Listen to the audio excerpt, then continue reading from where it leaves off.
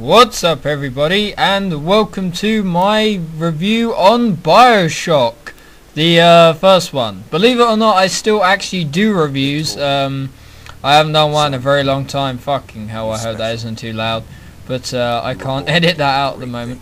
But anyway, this is Bioshock. I'm making this in preparation for the release of Bioshock Infinite, which is coming out pretty, oops, just bumped my fucking microphone, which is coming out pretty soon, I believe. I'm not sure of the exact date. Yeah, there it is, Bioshock. Dun-dun-dun-dun. This game is flipping amazing. It's released in August 2007, so quite some time ago, nearly 6 years. Is it 6 years? Yeah, probably about 6 years.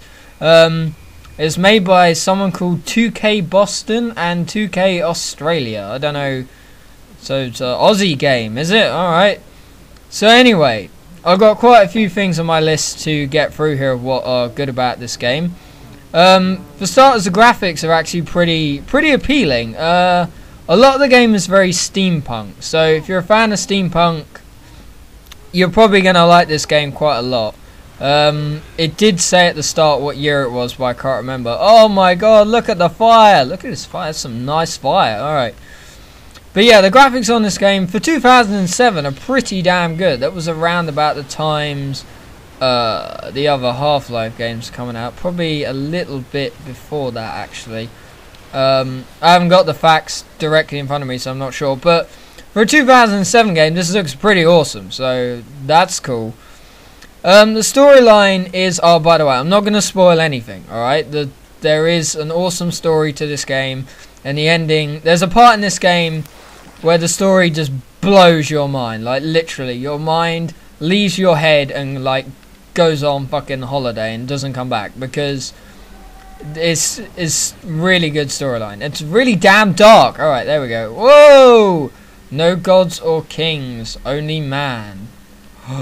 So basically, the storyline is you crash land at the entrance to this giant city called Rapture. Nearly forgot the name of the city, which is basically a breakaway from society, where, like it said up there, no gods, no kings, only man. So everyone's kind of living a free life, but as usual, good things can only last so long, and it's all kind of gone a bit to shit. There is a little bit later on in the storyline where I was never sure if you found the city by accident or if your arrival there was planned. I really was never sure of that throughout the whole game. But it's basically an underwater city, which is why it's been able to be hidden for so long. Light, fire at your fingertips, fuck's sake. Plasmids, yeah.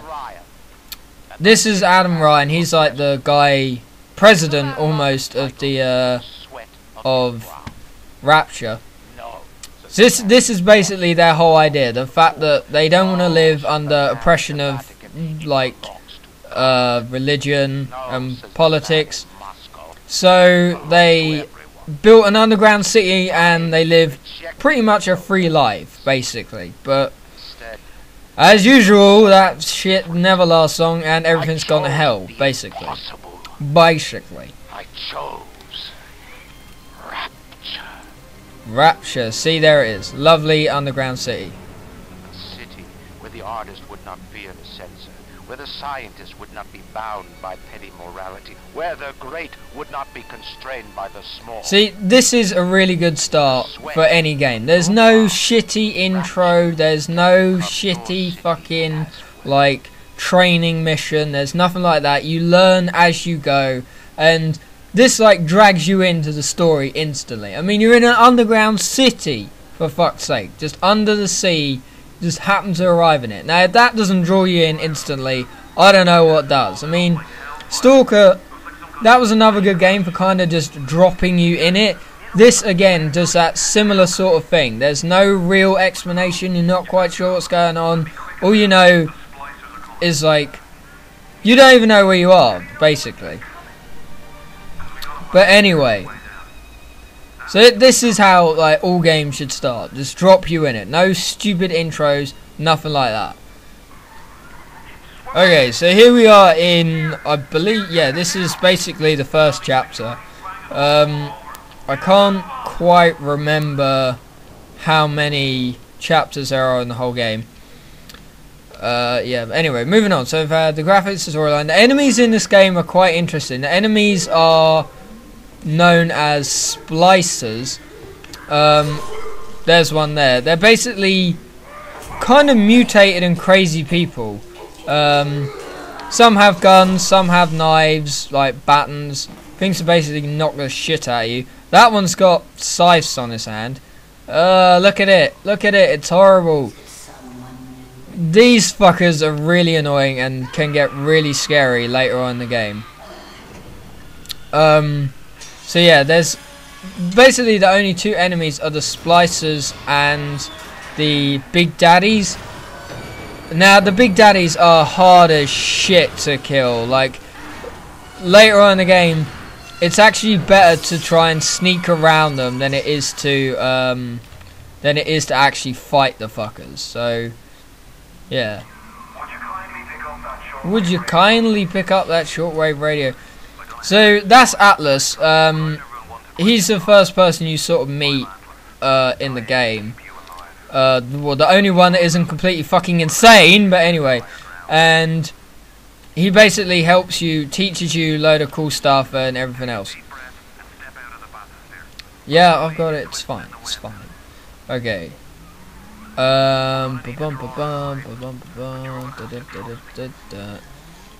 So yeah, where did that massive fucker, not massive, the jumpy prick go to? I don't even know. So yeah, there's two enemies. There's the big daddies and there's the splicers. Splicers get a lot easier to kill. Oh crap. Later on, and there are some modified ones, like the one you saw earlier that was hopping around all over the place. There we go. Ah! Oh yeah, another thing to add to the enemies, you could kind of count this. There's a lot of security. Where is it? Where's the thing? There we are. Let me pick it up. Come on, there we are. Nice. I got the Stilsons. Alright. Knock this shit out of the way. This is the first weapon you get in the game. There are... Oh crap. Does that hit you? No, it doesn't. There are basically two sort of weapon sets in this game. There's the guns and the spanner thing, whatever you want to call it, the wrench. And there's the plasmids as well. Now plasmids are basically like powers that you have. You know, you get ones like telekinesis. The first one you get in a minute is the electric bolt thing. Now I really think that the plasmids really make this game, like make it what it is, because without the plasmids this game would just be another shitty gun McGee type game, you know, just a gun-ho run around like your Rambo type game. But no, the plasmids kind of add a whole sense of almost tactics to the entire game. You can only have so many plasmids equipped at one go. Okay, I gotta take this. This is where you get your first plasmid. I was tempted to do this game as a let's play, but it's a 16-hour campaign, and that, to be honest, any other game I would have said that 16 hours was quite short, but for this game 16 hours was like perfect, because the variety of stuff that you can do and the intensity of the storyline, like 16 hours fitted in perfectly, which was awesome. That would be a splicer with whiskers poking out of his face. Yeah, most of the splicers, because their faces are like all cut up and shit, they run around with masks on most of the time, which you can actually knock off and see their ugly fucking faces. Chopper, this little fish ain't worth towing it with no big daddy. Yellow, always had been. You'll be no better off with metal daddy, little fish. See you floating upright. Okay. This is the first part in the game where you actually see a Big Daddy, and they're basically guys in giant armoured suits, and they're walking around with these like little girls, which are known, there we are, as little sisters, and they're pretty much possessed at their fucking arse. Like, they are crazy little girls, and they suck what's known as quote unquote Adam out of you, which is used to upgrade plasmids. So there is quite a bit of upgrading in this game. However, it doesn't get that confusing. Maybe if I have time, I'll hit an upgrade station. Yeah. First time plasmid. Whatever. So this is where you get the first one, which is the electric bolt. I want to use it on something. Where's every goddamn enemy gone? But yeah, in terms of upgrading, you can upgrade weapons, plasmids. I think that's it. Hold on. Yeah, you can upgrade your weapons and your plasmids, and to make them better, stronger, like use less Eve and stuff. Yeah, the two bars up on the left, one is your HP in the red, and the other is like, I always think of it as mana, basically, because without it you can't use the plasmid. So it's basically like, there we are, see, nice and simple. It's basically like your mana or your power bar,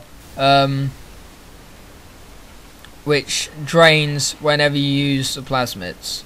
Okay.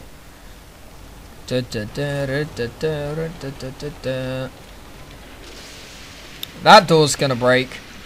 Fucking run. Okay.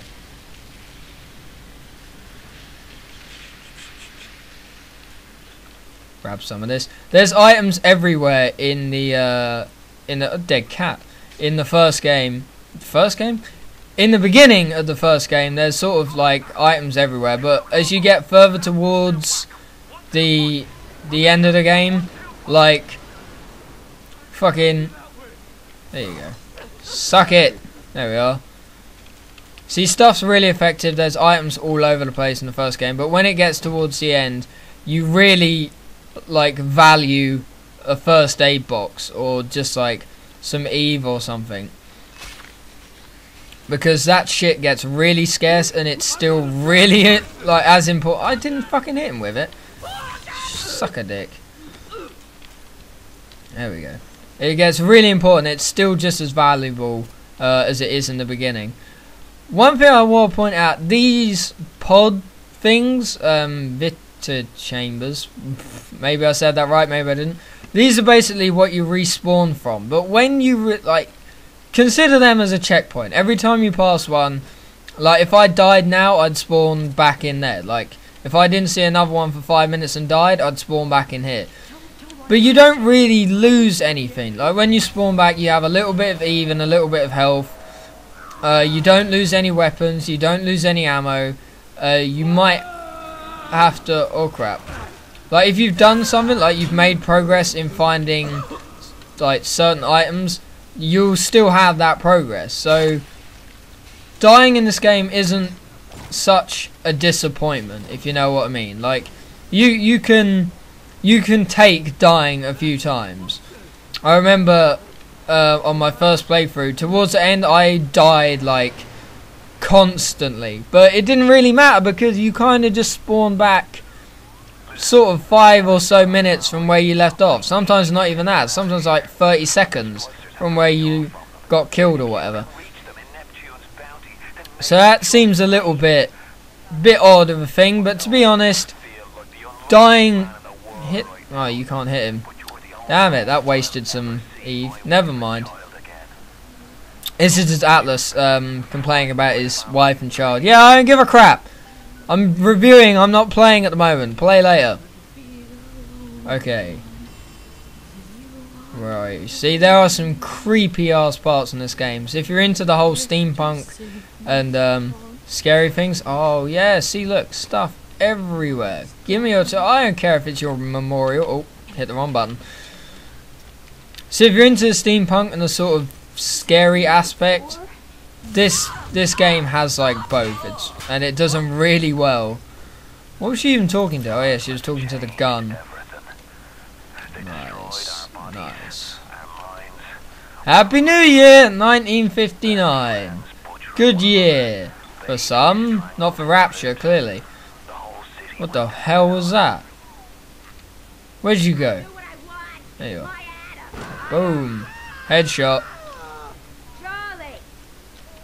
So. Fucking die. There we go.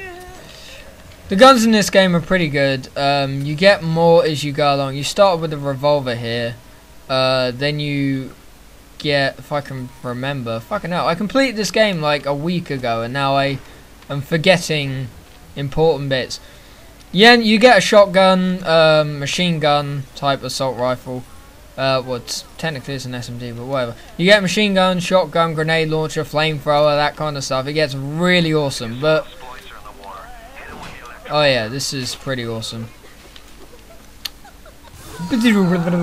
Different plasmids react differently depending on environment. Like, for example, like I just showed you there, the electric one obviously works better in water, and later on you get a...